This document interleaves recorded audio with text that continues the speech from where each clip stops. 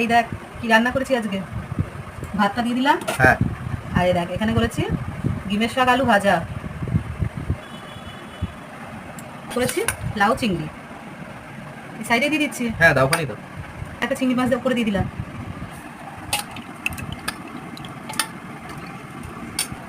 দুধ পটল, দুধ পটলটা কিন্তু আজকে বানাইনি, কালকে বানানো, ফ্রিজে ছিল। আর এবার দেবো চিকেন। চিকেনটা খুব একটা ঝোল করিনি, মাখামাখাই বানিয়েছি। ঝোল না হলে তো খাওয়া যায় না মা। তোর এই ঝোল ঝোল করিস না তো প্রতিদিন, তোর ঝোল ছাড়া আর খাওয়া যায় না যেন। আজকে ডাল আছে, অসুবিধা নেই।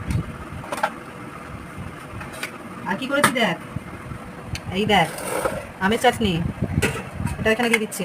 দাও। ওফো, একটা জিনিস তো ভুলেই যাচ্ছিলাম। কি গো মা?